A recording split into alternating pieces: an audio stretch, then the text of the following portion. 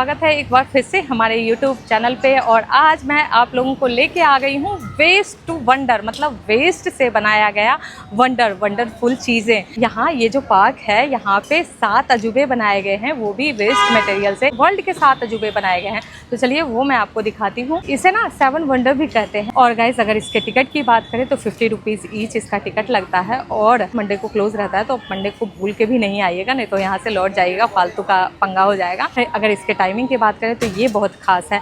Timing जो है वो 11 बजे रात तक है, मतलब ऑफिस करके क्लास करके कुछ भी करके आप आ सकते हैं यहाँ घूमने, ये बहुत अच्छी बात है। तो आइए घूमिए। और गाइज अगर इसके लोकेशन की बात करें तो ये निज़ामुद्दीन मेट्रो स्टेशन जो है वहाँ से ये नज़दीक है, वहाँ से आप ऑटो वगैरह लेके यहाँ आ सकते हैं। और साथ ही कार या बाइक से आ सकते हैं, लेकिन कार या बाइक लेके अगर आप आएंगे तो उसकी पार्किंग लगेगी। 30 रुपीज़ का बाइक का पार्किंग लगता है और 60 रुपीज़ का कार का लगता है। तो कैसे भी आप आ जाइए। बहुत ही खूबसूरत ये पार्क है, वेस्ट मटेरियल से बनाया गया है, ये बहुत खास बात है। गाइज यहाँ अगर आप घूमने आएंगे ना तो यहाँ बहुत सारी चीज़ें आपको खाने पीने को भी मिल जाएगी। तो सोचिए यहाँ आके आप एक साथ कितनी सारी चीज़ों को एंजॉय कर सकते हैं, देख सकते हैं। तो चलिए मैं आपको अब वेस्ट टू वंडर के अंदर ले चलती हूँ। गाइज मैंने वेस्ट टू वंडर में एंट्री ले ली है। गाइज हमने पहली एंट्री पार कर ली है, अब सेकंड एंट्री में हम लोग चलेंगे। तो चलिए यहाँ मैं दिखाती हूँ आपको क्या क्या है, कैसा व्यू है। गाइज अगर वेस्ट टू वंडर के टिकट की बात करें तो 50 रुपीज़ ईच टिकट होता है और मंडे को क्लोज रहता है, तो मंडे को आप लोग नहीं आइएगा।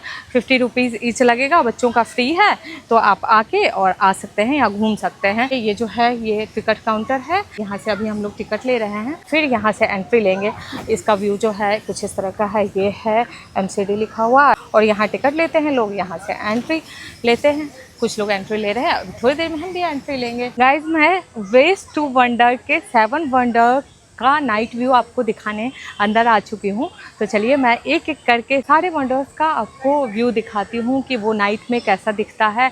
नाइट में ही सबसे खूबसूरत ये जगह जो है वो दिखता है, वो ये स्पेशली नाइट के लिए ही है, इसीलिए इसे ना 11 बजे रात तक ओपन रखा गया है इस पार्क को। तो मैं अब सबसे पहले आ गई हूँ इजिप्ट के पिरामिड के पास। तो चलिए मैं मिस्र के पिरामिड को आपको दिखाती हूँ। गाइज ये जो पिरामिड है इजिप्ट का, ये बनाया गया है वेस्ट मटेरियल से। आपको देखने से पता चल रहा होगा कि ये जो है ना ये पिरामिड, ये है आयरन का बना हुआ। मतलब लगता है पुराने आयरन को ना काट काट के तोड़ के और गर्म करके इसे बनाया गया है।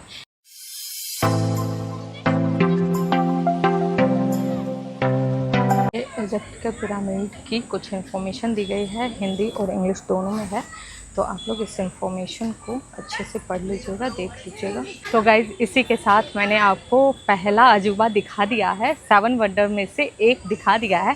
तो चलिए अभी दूसरे अजूबे के पास चलते हैं। और इस रास्ते में मुझे दिख रही है कुछ अनोखी चीज़, जैसे कि ये यहाँ पे बैठने की व्यवस्था बनाई गई है और ये बैम्बू से तैयार किया गया है पूरा। ये जो पार्क है ना एकदम लग रहा है इन्वायरमेंट फ्रेंडली है, जैसे कि ये बैम्बू से बनाया गया है और आसपास आपको कुछ सीजनल फूल वगैरह दिख रहे होंगे।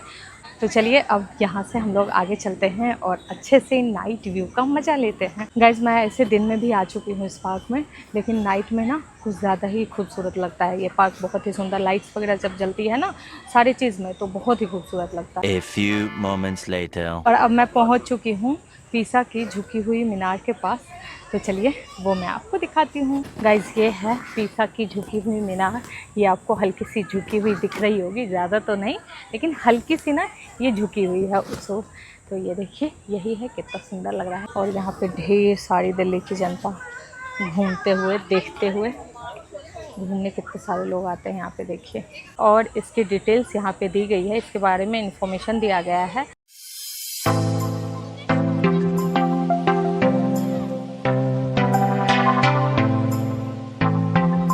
गाइज लाइट्स वगैरह जब जलती है ना इस पार्क में तो इसकी खूबसूरती और भी ज़्यादा बढ़ जाती है। ये ना पूरा क्लियर दिखता है, तो आप लोग कभी भी आइए ना तो मैं सजेशन दूँगी कि आप नाइट में ही आइए, मतलब 7 बजे के बाद आइए। शाम के बाद यहाँ लाइट जल जाती है और 11 बजे रात तक ना लाइट जली रहती है, मतलब ओपन ही रहता है, तो लाइट तो जली रहेगी ही। तो उस बीच में कभी भी आइए, आप देखिए, घूमिए। दिन में ना आइए क्योंकि दिन में ना ऐसे ही आपको खंडर सा दिखेगा। ये सारे जगह पे ना यहाँ इस तरह से बैम्बू से बैठने के लिए स्पेस बनाया गया है कि अगर आप थक जाते हैं घूमते घूमते तो बैठ जाइए, आराम कर लीजिए। ठीक है, समझिए।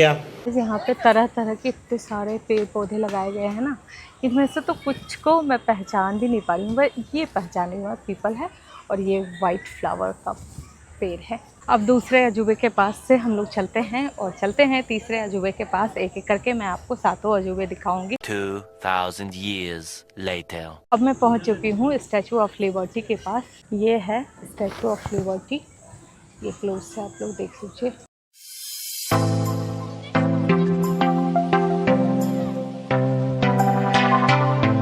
और गाइज इसकी इन्फॉर्मेशन यहाँ दी गई है स्टैचू ऑफ लिबर्टी की, तो इसके बारे में इन्फॉर्मेशन आप लोग देख लीजिए। अब मैं चल रही हूँ आपको चौथे अजूबे के पास लेके।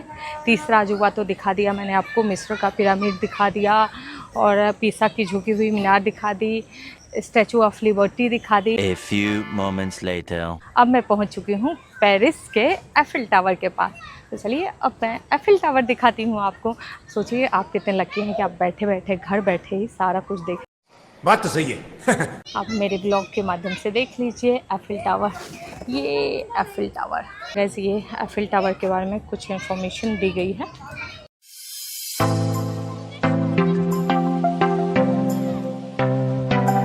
दोस्तों हमने एफिल टावर देख लिया है और आगे चलते हैं। और आपको देख के नहीं लग रहा कि आप यहाँ पे कितनी खूबसूरत खूबसूरत चीज़ें देख रहे हैं, वो भी वेस्ट मटेरियल से बनाया हुआ। मतलब कैसे कैसे कलाकार हैं हमारे पास कि वेस्ट मटेरियल से भी ना इतनी सुंदर सुंदर, इतनी खूबसूरत खूबसूरत चीज़ बना देते हैं, उकेर देते हैं। सोचिए कैसे कैसे डिज़ाइन बना देते हैं, 7 वंडर तक बना डाला। वाओ क्या बात है। गाइज अब हम लोग यहाँ से और आगे चलते हैं। और यहाँ ना बहुत सारे लोग तो बस फ़ोटो ही क्लिक करवाने आते हैं। मतलब 50 रुपीज़ की टिकट दे के ना बस फ़ोटो क्लिक करवाते हैं ये लोग।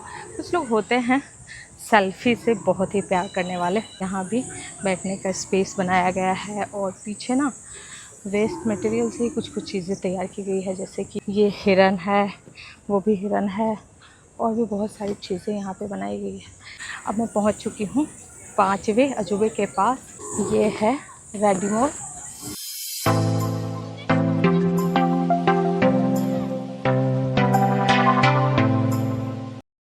गाइज़ ये रेडिमोर के बारे में ना कुछ इन्फॉर्मेशन दी गई है। चलिए अब हम लोग चलते हैं छठे अजूबे के पास और देखते हैं कि छठा अजूबा कौन सा है। और गाइज़ यहाँ का आप लोग एनवायरनमेंट देख लीजिए, कितना इको फ्रेंडली है ना ये पार्क।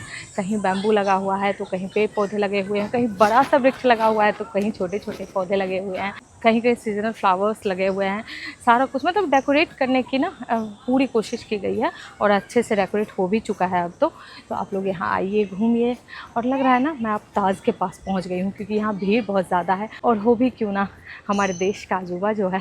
तो चलिए मैं आपको ताज दिखाती हूँ। ये है ताज की रेप्लिका और इसे बिल्कुल उसी तरह से बनाया गया है जैसे कि ताज को बनाया गया है और इसे 4 बाग शैली से डेकोरेट भी किया गया है। और इसके आसपास का जो वातावरण है कुछ इस तरह का है और वो जैसे पिलर है ताजमहल में वैसा ही पिलर दिया गया है, वो पूरा का पूरा ना उसे ही डिज़ाइन कर दिया गया है यहाँ पे।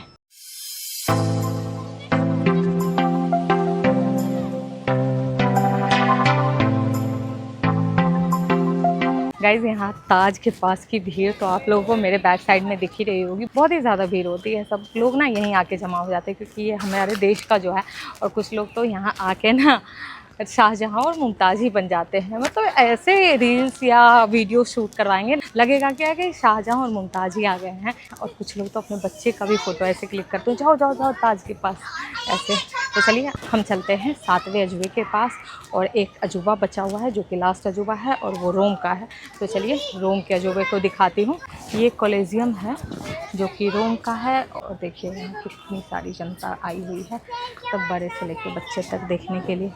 और यहाँ पे इसकी इन्फॉर्मेशन दी गई है कोलिजियम की। तो गाइस रोम के इस कोलिजियम के साथ मैंने आपको विश्व के 7 अजूबों को दिखा दिया है। तो चलिए अब इसी के साथ इस ब्लॉग को करते हैं एंड। और अगर हमारा वीडियो आपको पसंद आए तो do like, share and subscribe.